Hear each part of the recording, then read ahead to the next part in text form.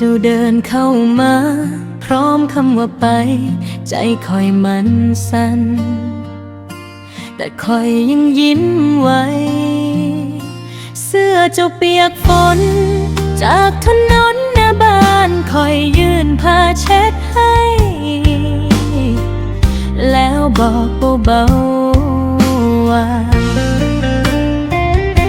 ถ้าหักมันเปลี่ยนทางก็ให้มันเปลี่ยนไปอย่าเก็บคำเสียใจไว้ค้ำกลางหัวใจคอยยังยืนตรงนี้บ่ได้ขอสิ่งใดแค่ให้เจ้าฟังคอยอีกเทื่อก่อนหายไปบ่ฮักบ่เป็นหยังบ่ฮักบ่เป็นหยังคอยยังยิ้มได้อยู่ถ้าเจ้ายังสุขใจบ่ฮักบ่เป็นหยังบ่ฮักบ่เป็นหยังแต่คนที่ยืนซึมอยู่ก็คือคอยนี้เองแก้วน้ำบนโต๊ะเย็นจนเป็นหยดคอยนั่งมองมันแทนคำที่บ่ได้กอดเจ้าเอ่ยคำสั้นๆว่าเฮาไปต่อได้คอยพยักหน้าช้าๆทั้งที่ใจยังไหว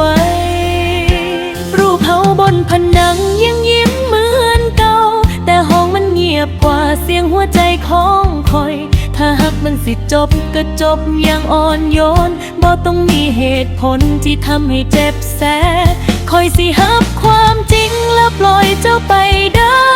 ให้ทางของเจ้าไปไกลกว่าคืนนี้บ่ฮักบ่เป็นหยังบ่ฮักบ่เป็นหยังคอยยังยิ้มได้อยู่ถ้าเจ้ายังสุขใจบ่ฮักบ่เป็นหยังบ่ฮักบ่เป็นหยังแต่คนที่ยืนซึมอยู่ก็คือคอยนี้เองถ้าฟ้ามืดลงคอยก็สิผ่านถ้ามือเจ้าเปลี่ยนไปคอยก็สิวางฮักบ่ได้เป็นของคอยตั้งแต่เมื่อวานแต่ความจริงยังคงงามอยู่ในความหลัง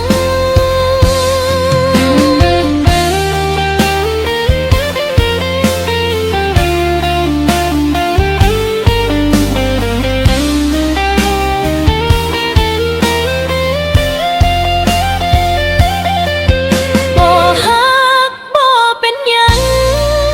บ่ฮักบ่เป็นหยังคอยรู้ว่าบางความฝันบ่ได้เกิดขั้นสองบ่ฮักบ่เป็นหยังบ่ฮักบ่เป็นหยังให้เจ้าฟ้าว่าก้าวไปส่วนคอยสิคอย